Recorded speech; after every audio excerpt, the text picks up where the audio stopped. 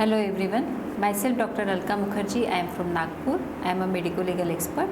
Today we are dealing with a very important topic, that is telemedicine and legal aspects of telemedicine, that is telemedical jurisprudence. Gone are the days when most of the doctors would avoid talking to the patients on the phone. Now cell phones have become integral part of everyone's life, and we cannot now escape patients consulting us on various platforms, either audio, video or plain text. Telemedicine has gained tremendous importance in current scenario where in-person consultation has become difficult due to looming COVID threat. Though initially telemedicine was considered more useful to reach patients in remote areas fast and effectively, today telemedicine is an important part of future medicine, and it is here to stay with COVID or without.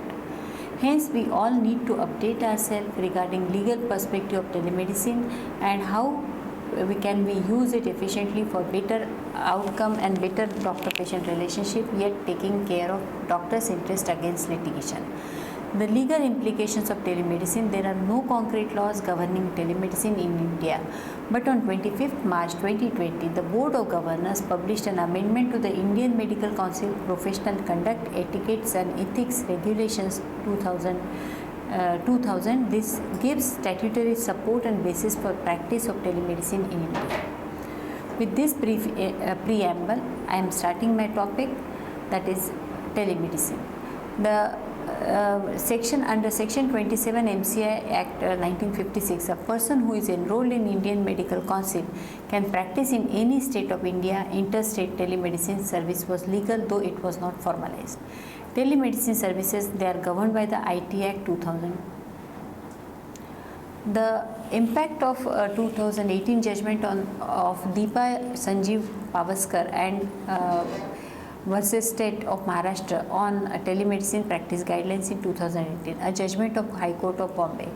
The said patient, the deceased patient, came with a complaint of fever and severe vomiting. She was admitted to the nursing home by the hospital staff because doctors were out of town.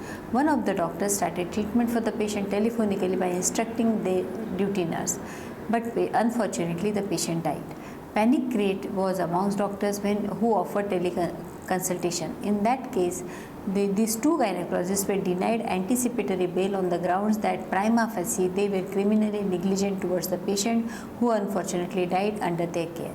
The court held that the patient died because, amongst other things, she was prescribed telemedicine without appropriate diagnosis, and found such practice to be an act of criminal negligence. The application of doctors for bail in anticipation for arrest was rejected. However, the doctors were successful in receiving the bail in appeal and were not arrested. In this case, doctor communicated the same drugs to the nurse orally while being physically present, but without examining the patient. Then the patient would have died. The court would have come to the same conclusion as they have come to now. It is not the telemedicine, but it is the not examining the patient. It was the fact in this particular case. Coming to the current telemedicine guidelines, in India they provide a more comprehensive framework for application, mode of communication, medical ethics, data privacy and confidentiality, document requirements, fees, process, drug list, technological platforms and many more. This has a dramatic effect on the society. It is the transfer of medical information and expertise via telecommunication and computer technologies to facilitate diagnosis, treatment and management of patients. Coming to telehealth, it is a sort of distant learning for medical peer review, the patient education initiatives like internet, cell phones and through emails. Medico-legal implications of telemedicine related to registration, licensing, insurance, quality, privacy and confidentiality issues, as well as other risks associated with electronic healthcare communication. There are few intricate issues, such as one of them is physician-patient relationship, the standard of care and informed consent. They can act as a reason for litigation in telehealth. The basic requisite, the basic necessity for telecommunication is the necessary hardware, the software and a reliable, secure internet connection. To ensure quality care and patient safety, to implement a telehealth program effectively, and since it uses the technology to diagnose and monitor patients' chances of medical legal issues if they are not managed properly. The professional judgment of RMP should be the guiding principle of all telemedicine consultation. The RMP is well positioned to decide whether a technology-based consultation is sufficient or an in-person review is needed. Practitioners should exercise proper discretion and not compromise on the quality of the care. There are 7 elements which are needed to be considered before beginning any telemedication consultation. First of all, the context, the identification of RMP and patient, the mode of communication, consent, type of consultation, patient evaluation and patient management. Few definitions like telemedicine, the delivery of healthcare services where distance is critical factor by all healthcare professionals using information and communication technology for the exchange of valid information for diagnosis, treatment and prevention of disease and injuries, research and evaluation, and for the continuing education of the healthcare workers, providers, all in the interest of advancing the health of individuals and their community. The next important definition is the telehealth, the delivery and facilitation of health and health related services including medical care, provider and patient education, health information services and self-care via telecommunication and digital communication technologies. The RMP is a person who is enrolled in the State Medical Register or the Indian Medical Register under the Indian Medical Council Act 1956. Coming to measures to avoid the medico-legal issues. The first one is legal and regulatory affairs. Every doctor should meet the safety measures before providing telehealth, that is federal, state and local regulatory laws and the license requirements. Licensing is state specific for all physicians who provide telehealth, thus making it difficult for physicians to provide guidance across the states. Telemedicine parity refers to the equivalent health insurance reimbursement for similar in-person and telehealth services. Because not all states have parity laws, obstetrician gynecologists considering if offering telehealth services should be aware of relevant state policies.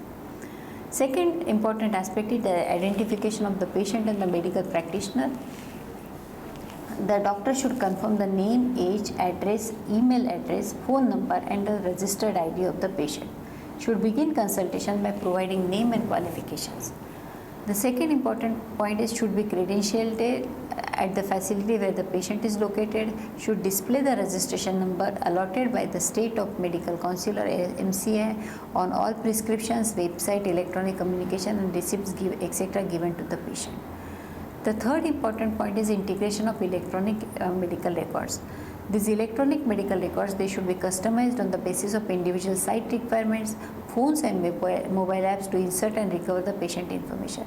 If EMR integration is not possible, it should also communicate by secure methods like fax or email.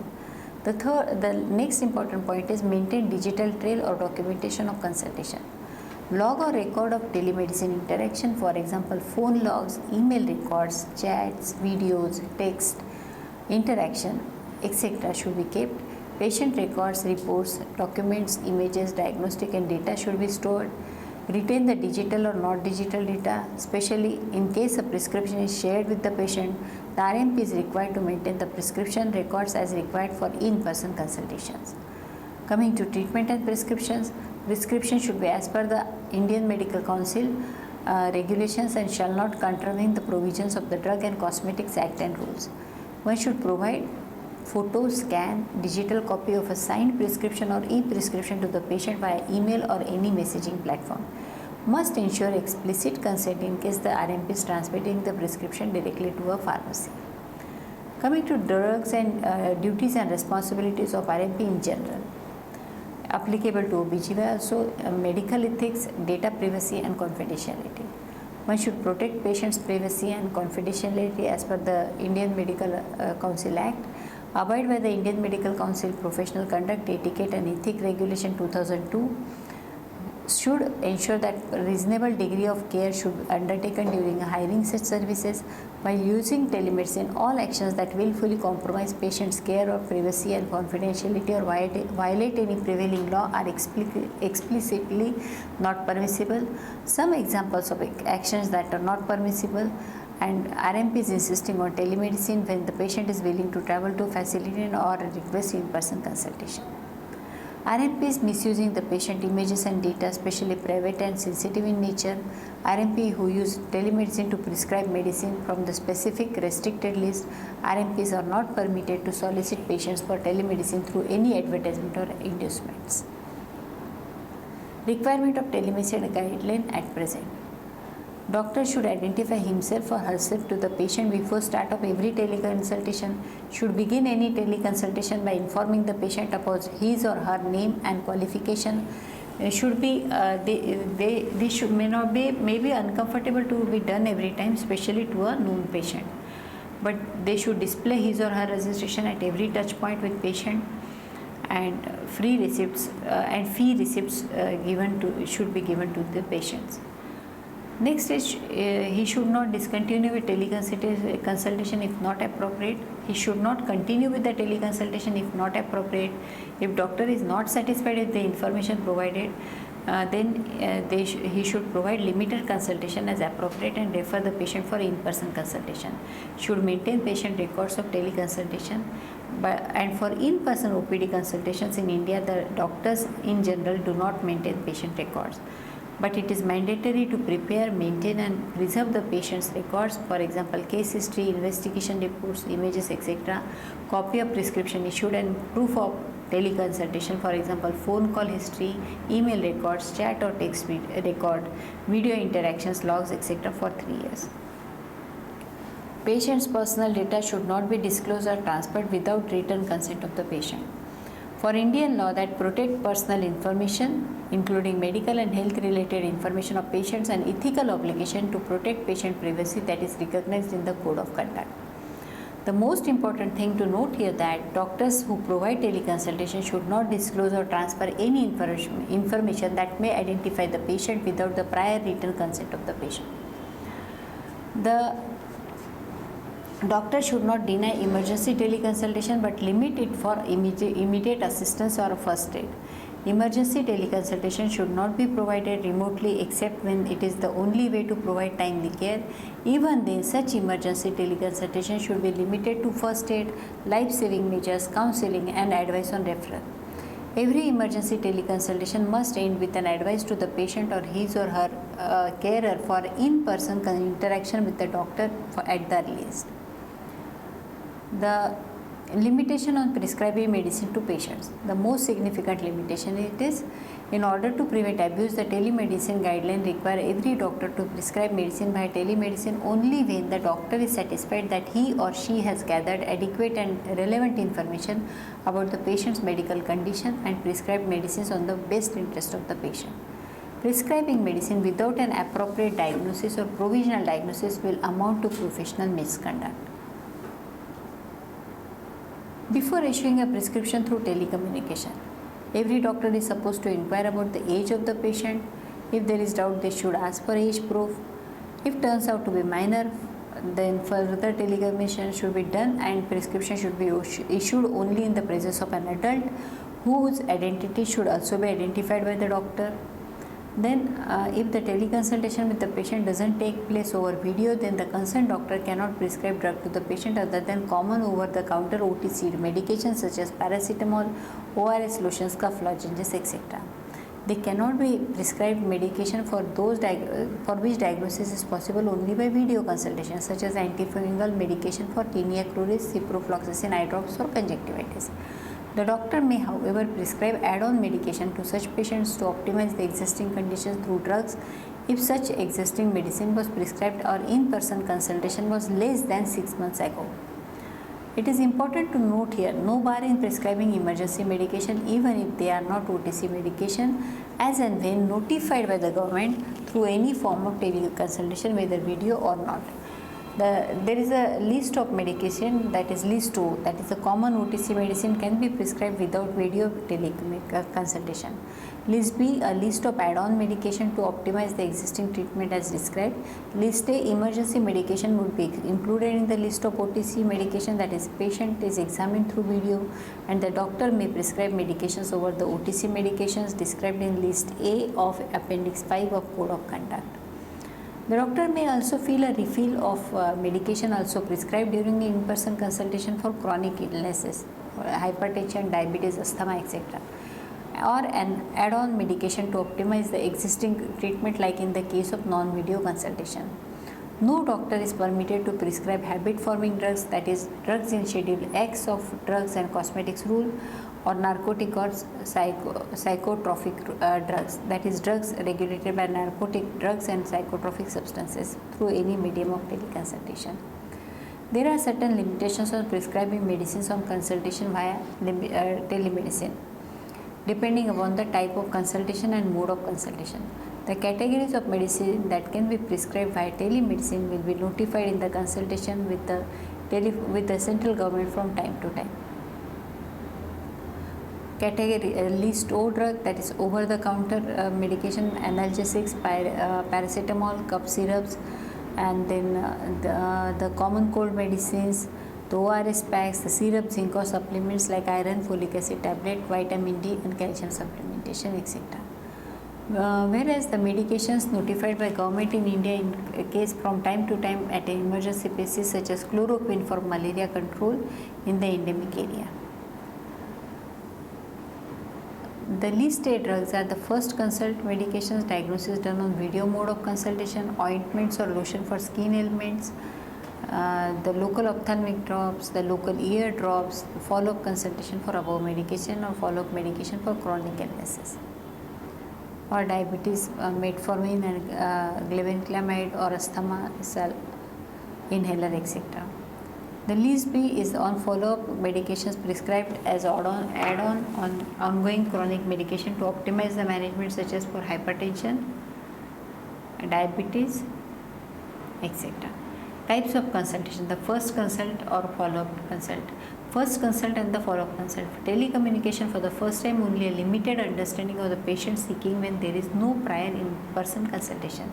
First video consultation one can make a much better judgment, and hence can provide much better advice, including additional medicines if indicated. On the other hand, if patient has been seen in person earlier with the RMP, then it is possible to be more comprehensive in managing the patient. First consultation, consultation for the first time, earlier consultation more than 6 months, follow-up consultation with the same RMP within 6 months of previous in-person consultation, but this is for the same health condition.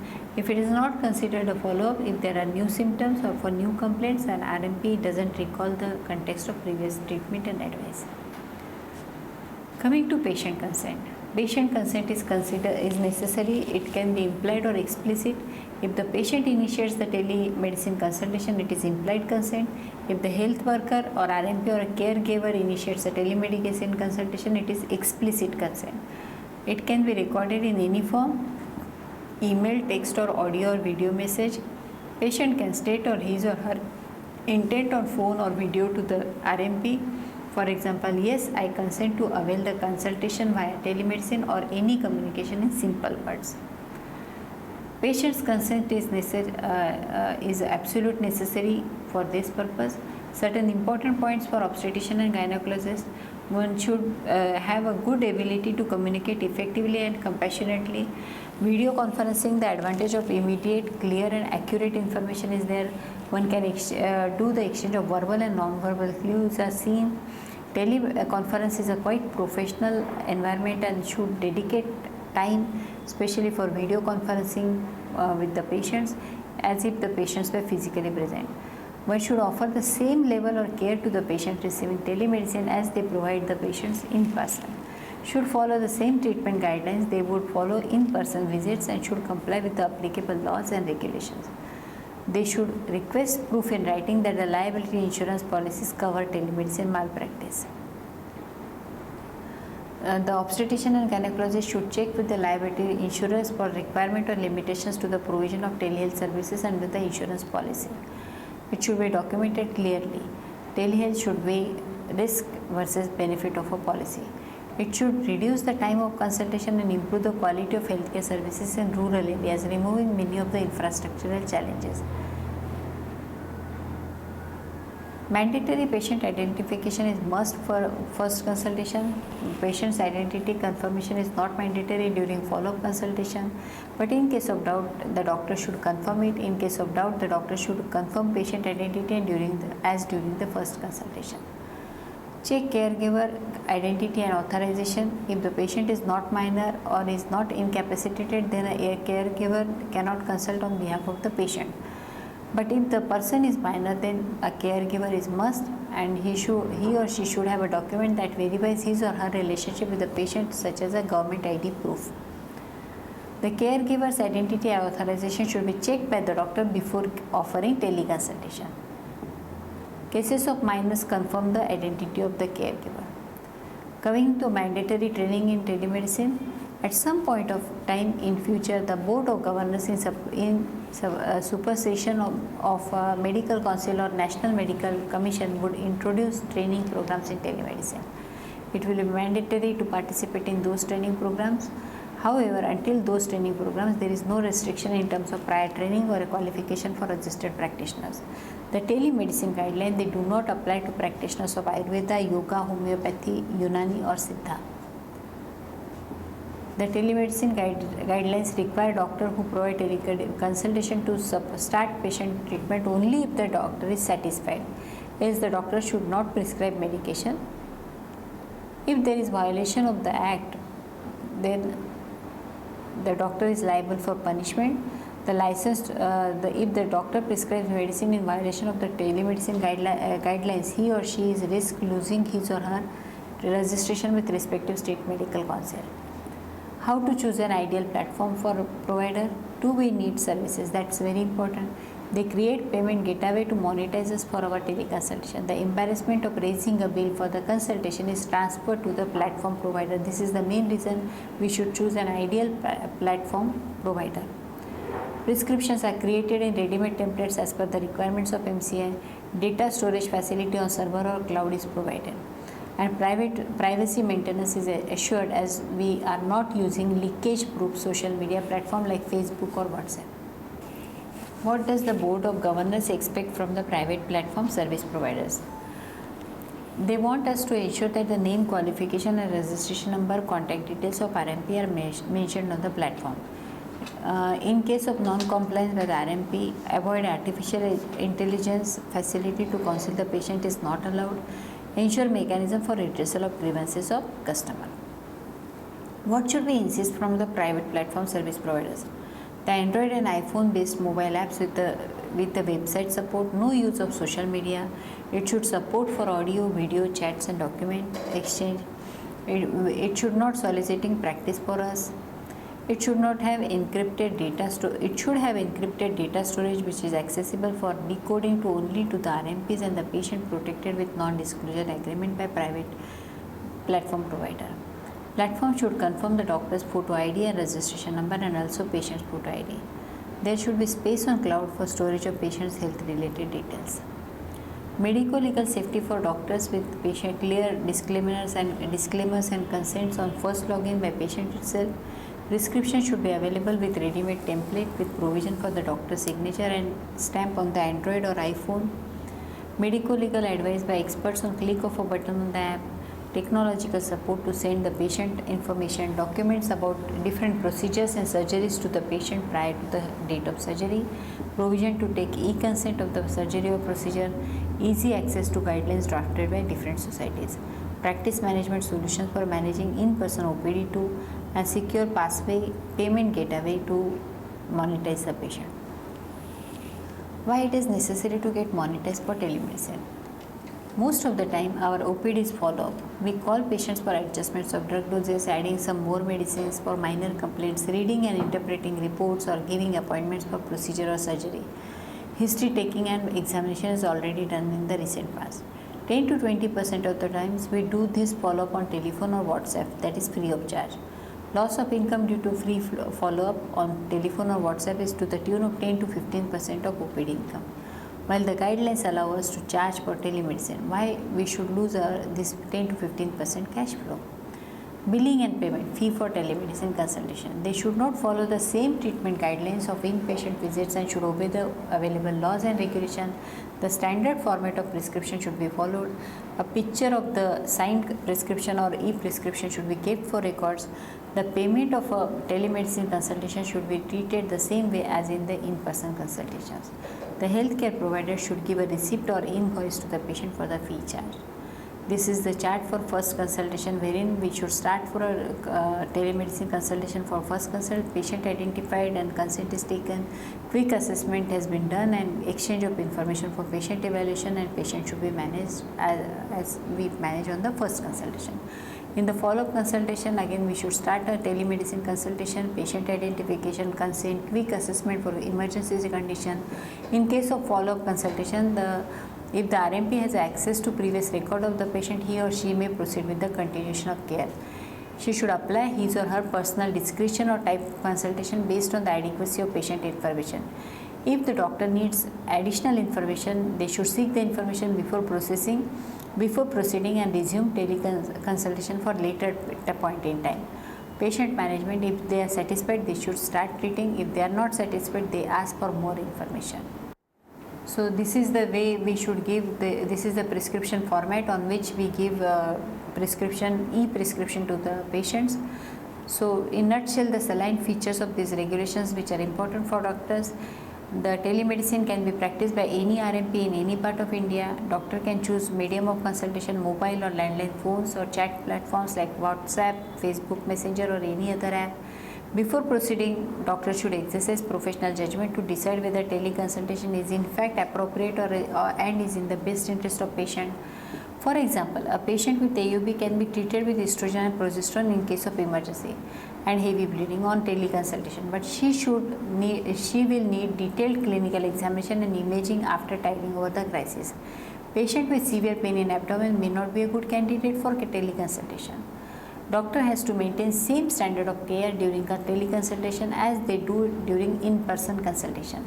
Patient is responsible for the accuracy of information. Caregiver is deemed to be authorized on behalf of minor and incapacitated patient.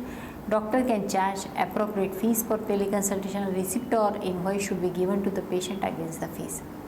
Certain important precautions doctor should take before teleconsultation. Patient's identification is mandatory. They should display their registration number. All telecommunication consultation must be recorded. Records must be maintained properly, and privacy of patient should be protected. There is limitation on prescribing drugs during teleconsultation. OTC drugs can be prescribed whenever indicated. Also, a doctor can prescribe a refill medication for chronic illnesses like hypertension, diabetes and asthma. So to conclude with, the notification of the telemedicine guidelines dawn a new era in the practice of modern medicine. The law has finally caught up with the reality and necessity of modern times. Telemedicine guidelines enable the doctors to confidently provide teleconsultation via any medium such as email, phone call or message, fax, WhatsApp, other mobile or computer applications such as Skype, Google, Hangouts, etc. to the patients. Patients' interest by mandating doctors to identify themselves before consultation, disclose their registration number and offer the same standard of care to the patient as during in-person consultation, and limit medicines that can be prescribed through the telecommunication. Indians will now be able to enjoy the access to quality healthcare remotely, and doctors will be able to extend their services to many of the needy patients. Thank you so much.